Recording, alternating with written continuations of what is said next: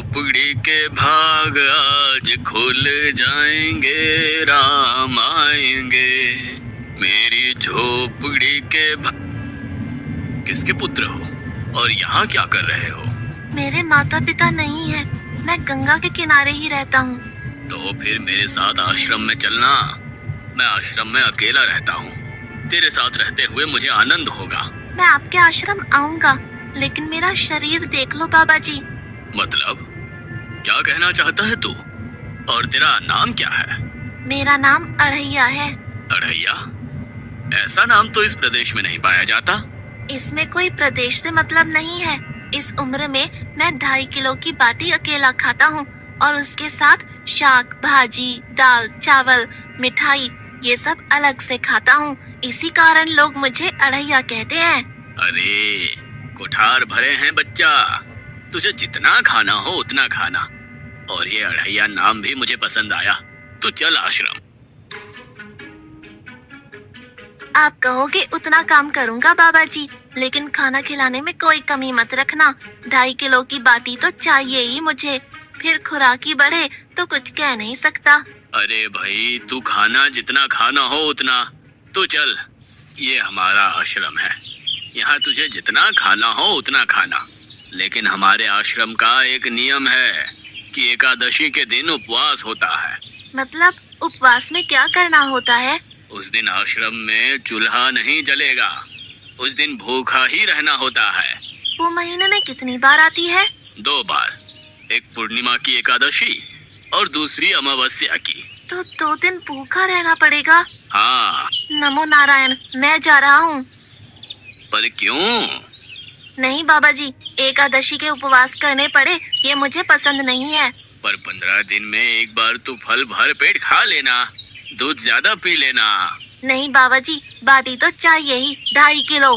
पर आश्रम का नियम है। वो जो भी नियम हो, या तो नियम सुधारो या तो मुझे जाने दो। ठीक है, तू खाना, लेकिन आश्रम में चूल्हा नहीं जलेगा। मुझे बचपन से ही गरीबी ने कई कलाइयाँ सिखा दी हैं। मुझे रसोई बनाना आता है। तो फिर आटा सब्जी लेके आश्रम से दूर जंगल में जाके वहाँ रसोई बनाकर पा लेना। वैसे तू एकादशी करता तो मुझे आनंद होता, लेकिन तू समझता नहीं है। पर ठीक है, आश्रम में रसोई मत बनाना। ठीक है बाबा जी, एकादशी के दिन आप रसोई का सामान देना, मैं दूर जंगल में जाके रसोई बना के पालूंगा। कल एकादशी है। हाँ बाबा जी, आप मुझे रसोई का सामान देना, मैं बाहर जाके खाऊंगा। आप यहाँ एकादशी करना। पर बेटा, अभी भी कह रहा हूँ, आश्रम के नियम का उल्लंघन मत कर। बाबा जी, तो फिर आप मुझे जाने दो।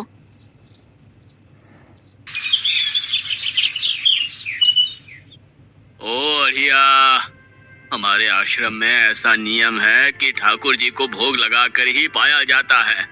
तू एकादशी के दिन ये सब कर रहा है, उसमें मैं मना नहीं करता, पर ठाकुर जी को भोग लगाकर ही पाना। ठाकुर जी मतलब कौन? यार, ठाकुर जी मतलब भगवान ईश्वर। मतलब भोग लगाने पे वो रूबरू आएंगे? तो फिर ज्यादा सामान दो। तू मूर्ख, तुझे कैसे समझाऊं? भगवान नहीं आते, सिर्फ तुझे भावना करनी है। कैसी भावना? जब रसोई तैयार हो तब थाली के सामने बैठकर 2 हाथ जोड़कर ठाकुर जी को खाना खाने बुलाना। मेहरबानी करके इतना नियम पालन करना। ठीक है। ये लड़का ठीक है, लेकिन एकादशी की होती तो कितना अच्छा होता।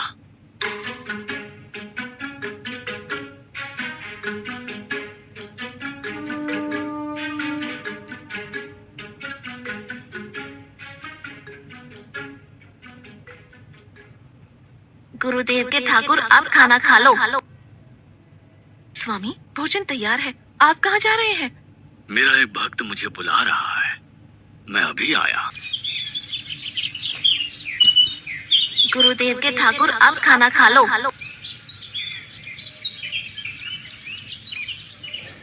ओह भैया, आप कौन हैं? गुरुजी का ठाकुर हूँ। गुरुजी के ठाकुर?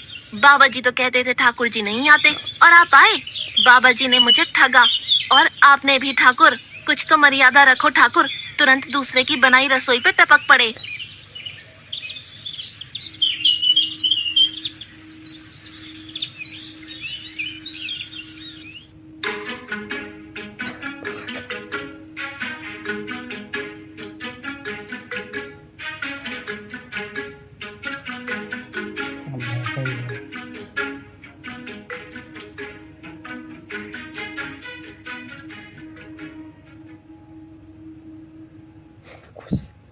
तूने एकादशी नहीं की, मुझे अच्छा नहीं लगा।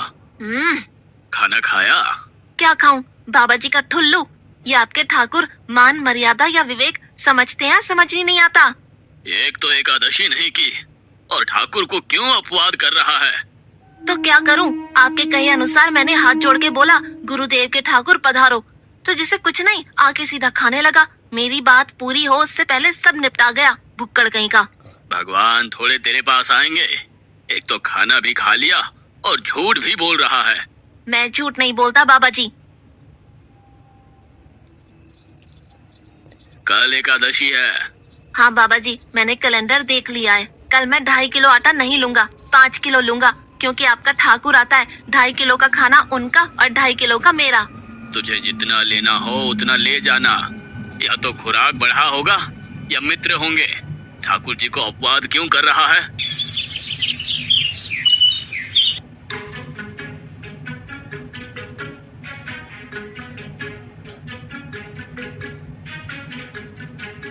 खाना बना लेता है लेकिन।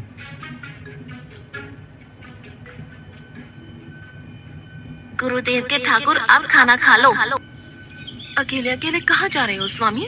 मेरा एक भक्त मुझे भोजन के लिए बुला रहा है। तो फिर मुझे भी साथ ले चलिए। पर जानकी, वहाँ पर 2 लोगों के लिए भोजन की व्यवस्था नहीं है। कोई बात नहीं, जितना भी होगा हम आधा आधा बांट लेंगे। चलो। उसका फिर से बोले। वो लड़का कुछ भी बोले, उनकी तरफ ध्यान मत देना।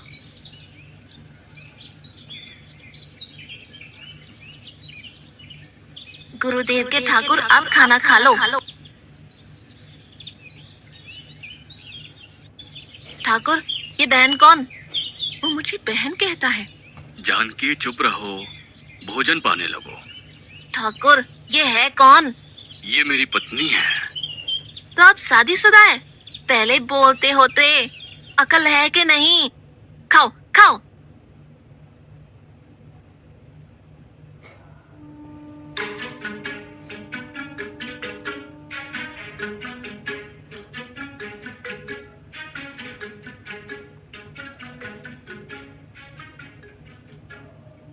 एकादशी की ऐसी की तैसी।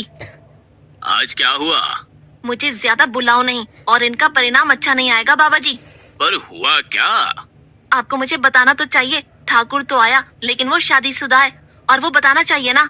शादीशुदा है? मतलब? दोनों पति पत्नी आए थे, निर्लज्ज, और चुपचाप हंसते थे। मैं इतना गुस्सा करूं और उनको कोई लेना देना ही नहीं। दोनों खा के चले गए। वो बहन अपने घर में रसोई नहीं बनाती होगी। क्या बकवास कर रहा है? तुझे क्या हो रहा है? ठाकुर तेरे पास थोड़ी ना आएंगे। कल एकादशी है। हाँ, मैंने कैलेंडर पहले ही देख लिया। आज मैं 5 किलो आटा नहीं लूंगा, 7.5 किलो आटा लूंगा। 2 लोग वो और एक मैं। तुझे जितना ले जाना हो उतना राशन ले जाना। मैं कब मना कर रहा हूँ, पर तू झूठा नाटक मत कर। नाटक नहीं कर रहा गुरुजी, मैं झूठ बोलता ही नहीं हूँ। आप ही खेल खेलते हो। 2 एकादशी से भूखा मार डाला मुझे।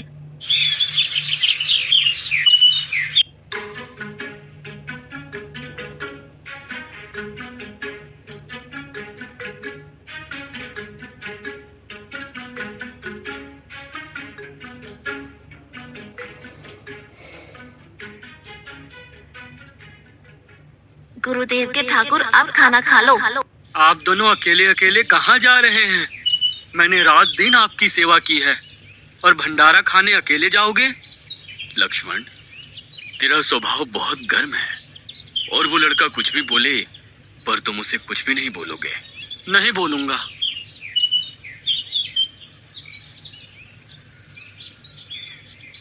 गुरुदेव के ठाकुर अब खाना खा लो। ओ भैया, ये दूसरा भैया कौन है? वो मेरा छोटा भाई है। आप मुझे बताएंगे कि आपके घर में संख्या कितनी है? मुझे राशन का तो पता चले। भैया, ये इतना गुस्सा कर रहा है। लक्ष्मण, चुप रहो, भोजन में ध्यान दो।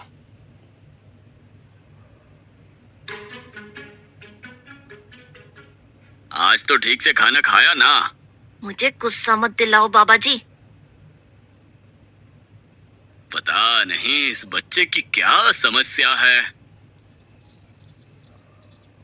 कल एकादशी है।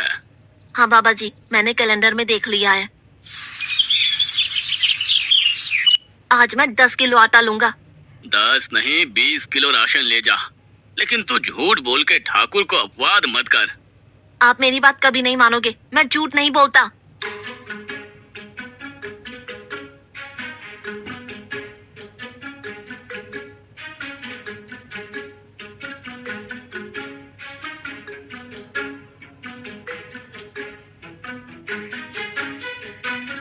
गुरुदेव के ठाकुर, आप खाना खा लो। आज मैं भी आपके साथ आऊंगा प्रभु। चलो हनुमान, वहाँ कुछ बोलना नहीं, चुपचाप भोजन पा लेना।